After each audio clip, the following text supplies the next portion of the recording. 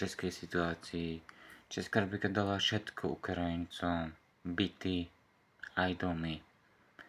Štát im platí dokonca aj ubytovanie, aj bývanie, dostávajú dávky a Ukrajinci, chlapi, nechceli chodiť do práce na robotu a niektorí Ukrajinci majú falšované papiere, pasy, ktoré potom cudzinská česká polícia, inšpekcia práce kontrolujú doklady, pasy a papiere, že tu nemajú byť na území Českej republiky.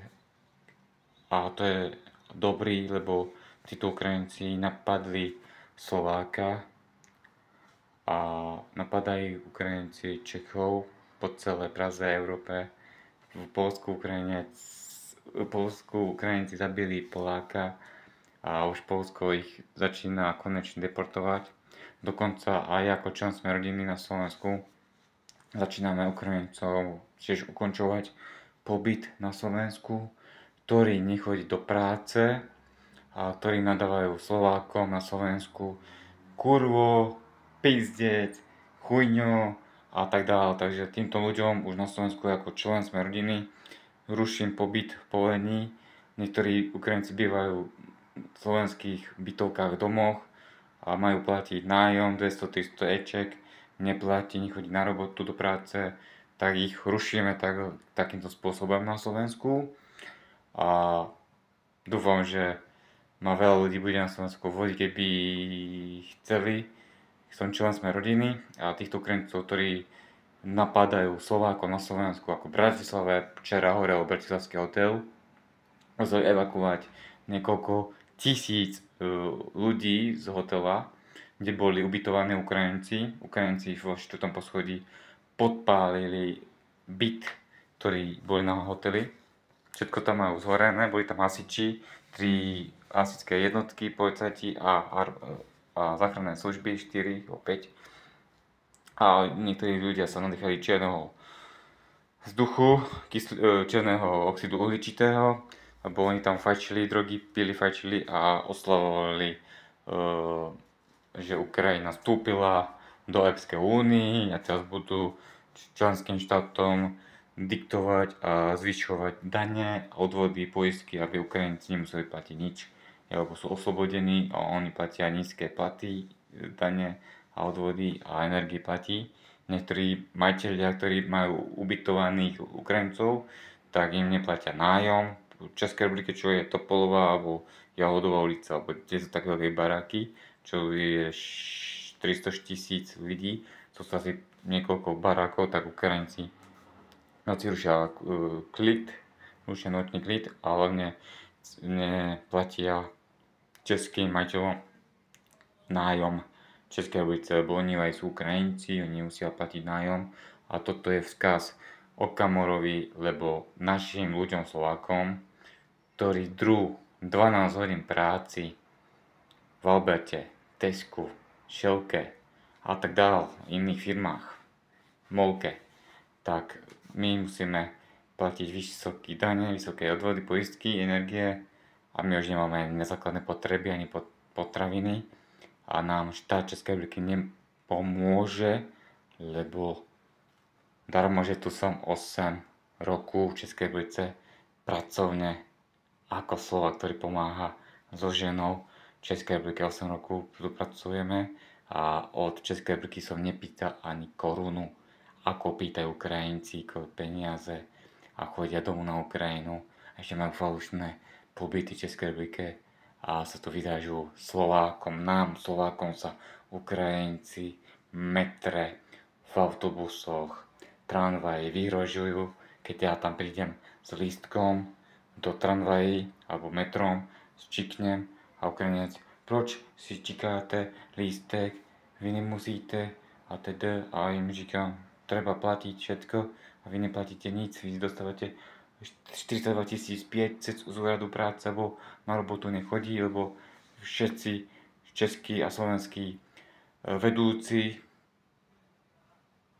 tak Ukrajinci chodia na robotu tak, že 3 hodiny delají a 4 hodiny sú na záchode.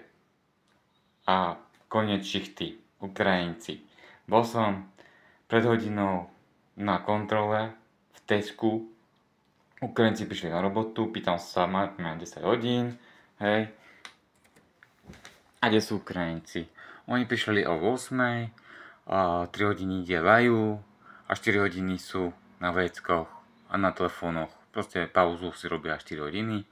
Tak som im povedal, tak im dajte pokutu 2000 korún, keď vedia zamestnávateľia dávať 5000 korún pokuty Čechom, Slovákom, Rumunom a iným národnostiam v Českej republike, pán Okamura, tak prečo by nemohla Ukrajinci dostávať pokuty, keď aj Slováci, keď urobia prúser u práci, tak dostanú pokutu 5000 korún. Za to, že mešká do práce, alebo mešká z pauzy, že idete na záchod, vrátíte sa z Svedska a už meškáte minútu a už pokuta. Alebo vám to stiahnu z výplaty, z výplatné pásky. Toto delajú zamestnávateľovia Českej republike, Češi, Slovákom a tak ďalej. A Ukrajinci sa vyhrožujú Slovákom, nám Slovákom, ktorých tu je 1000 pracovne. Podnikáme tu v Českej republike niekoľko rokov. Teraz ešte chcem dokonca Českou republikou ešte akože otvoriť ďalší podnikanie v Českej republike. Ale momentálne neviem, čo by trebalo v Českej republike, českým občanom Českej republike, čo by trebalo, aby ľudia mohli tam pracovať a aby sme mohli tu niečo vyrábať a predávať, ale nevieme čo vlastne, lebo neviem, čo by trebalo, hej. Lebo nejakú vec by sme chceli aj na Slovensku, hej, iba že na Slovensku Ukrajinci dostali všetko, byty, domy, baráky, a nám Slovákom na Slovensku štát nedal ani tých 500 eur alebo 600 vôbec. Tie peniaze si my ako Slováci na Slovensku musíme zarobiť, ako Českoslováci musia zarobiť tie peniaze, ťažko, 12 hodín si človek musí zarobiť, a Ukrajinci prídu a nemusia chodiť na robotu. Na ubytovniach, hoteloch, barákoch Ukrajinci nadávajú Čechom, Slovákom, pán Okamura. Neviem prečo vy ako Okamura nemôžete zvolať nás, Slovákov, ktorí sme tu pracovne, platíme tu ubytovanie, energie, auta, poistky a tieto veci. Prečo nám, Slovákom, vy ako Česká republika nemôže pomôcť, aby sme tu ostali dlho v Českej republike, lebo nás, Slovákov, to už prestáva baviť v Česku pracovať 12 hodín, 24 hodín a už nemáme dokonca ani na základné potreby, ani na základné potraviny v Českej republike, ako Slováci, 8 rokov som tu v Českej republike. Toto, čo robia Ukrajinci, metre, že verbujú Čechov, Slovákov, Rumunov, Japoncov, Korejcov na Ukrajinu bojovať proti Rusom, sa mi nepáči. Ukrajinci odišli z Ukrajiny kvôli tomu, že Rusi v 91. roku podpísali papiere, že im to bude Donbas a Kurská oblasť patriť Ruskej federácie. Ruská federácia si to od tej doby chráni a preto začali tam tieto pozemky brať pod seba a pod Ruskú federáciu. Celá Ukrajina je už pod Ruskú federáciu s americkou republikou a tak ďalej. Ako to povedal Donald Trump, že už ani Ukrajinu Donald Trump, prezident americký, nechce Ukrajinu. Ukrajina je fašistická, narcistická a tí Ukrajinci niektorí sú ako pôvod Židia. A viete, čo robili so Židama? Zabíjali. A prečo zabíjali? Lebo. A toto sa mi nepáči, že Čechom, Českej republike, štát Českej republiky nedá ani zamestnanecký bonus ľuďom, ktorí chodia do práce, platia odvody, dane, poistky, Češi, Slováci. Toto štát akože nemôže vymyslieť. Ja tu študujem v Českej republike ekonomiku a nejde to do hlavy, že keď tu niekto pracuje, študuje, tak prečo by nemohol dostať od štátu za to, že tu zlepšuje ekonomiku peniaze 2000-5000 korún, čo by bolo prilepšenie českým občanom, slovenským občanom, aj Korejcom, aj Japoncom, aj Rumunom, ktorí tu pracujú na DPP, DPČ alebo na pracovný pomer. A toto by sa malo zmeniť v Českej republike i na Slovensku.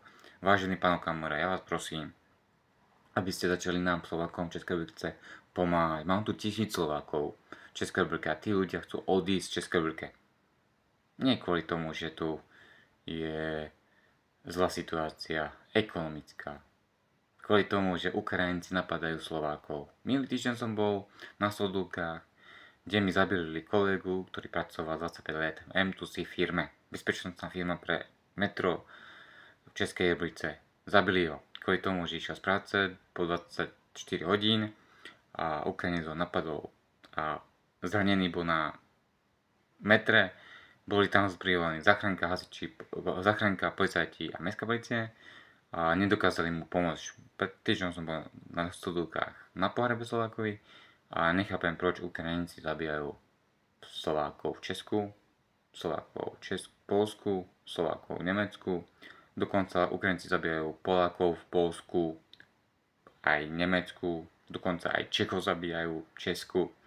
Včera zabili Čecha v metre, dvaja Ukrajinci mladí, ktorí by mali byť deportovaní na Ukrajinu, ale tí majú papier, že majú ísť na Ukrajinu, si robiť nový pas, ale oni nemajú peníze a vyhovajú sa na Slováky, na Čechy, lebo to tu rozhodujú aj Slováky, nie Češi. A Češi, tí Ukrajincov majú plné zuby. Ja keď si spravím prechodný pobyt v Českej republike za tých 5000 korún, ktoré teraz ledva našetrím, hej, lebo nás Ukrajinci okradli. To, čo som si ja tu v Českej republike so ženou zarobil, polícia Českej republiky to nechce ani zobrať, prepsať, ani nás vypočuť. Proč? Nás okradli. Lebo oni nemajú peniaze na Ukrajinu a nemajú peniaze na poslanie peniaze na Ukrajinu. Ukrajinci.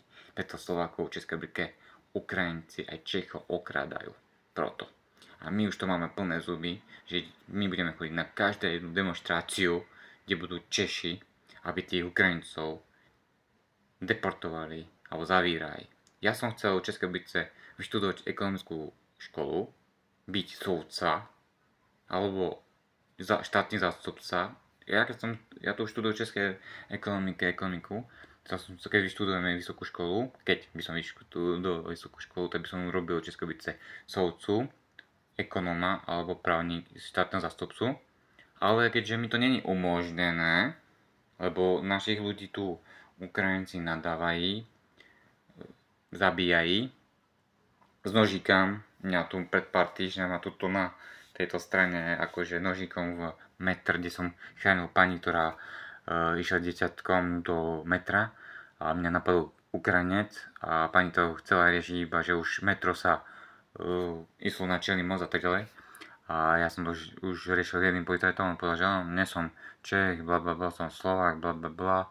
A vravím, no, to je dobré, ale keď tu v Českej republike pracujem, tak by som tu mohol byť aj vypočutý a dať trestné oznámenie na toho Ukrajinca, ktorý ma napadol s nožikem. Mám tu taký pas. Ono to stále strby štípe, ja si to doma lekárničko ošetrujú, ale pomaly to mizne, tá rana mizne, sa to hojí. Ale je o to, že tí Ukrajinci tu v Českej republike a v Európe škodia. Ubližujú nám Slovákom. Pán Okamura. Aj vám ste vraveli na námestí, kde ste mali meeting SPD, že tiež vám Ukrajinci napádajú, alebo že sa vám vyhrožujú v Českej republike. Takže podporte na Slovákov v Českej republike, že by sme dostali nejakých 25 000 korún od štátu Českej republiky, alebo že by sme dostali ako od českej vlády alebo od českej štátu pôžičku takých 150 000 korún na základné potreby, základné veci a tak ďalej, alebo na podnikaní, ako že Slováci by tu chceli v Českej republike podnikať a tak ďalej a to by nám pomohlo tých 150 000 alebo 10 000 korún ako Slovákom, lebo my darmo, že máme svoje občanky a chceli by sme prechodní, ešte si delať asi na ten prechodný musím zarobiť a neostaneme z výplaty Žiadna koruna. Darmo, že mám 2 roboty. 2 roboty robím, jednej som v bezpečnostnej firme, že lídam rôzne stadióny, futbaly, kamerové tieto veci a tak ďalej. A druhá robota je, že objednávam produkty pre zákazníkov. To mi nevydeláva, lebo ja do toho investujem nejaké penízky a nám Česká republika nepomáha. Slovákom, my si tie peniaze musíme zarobiť, zaplatiť daň, odvody, poistky a ubytovanie.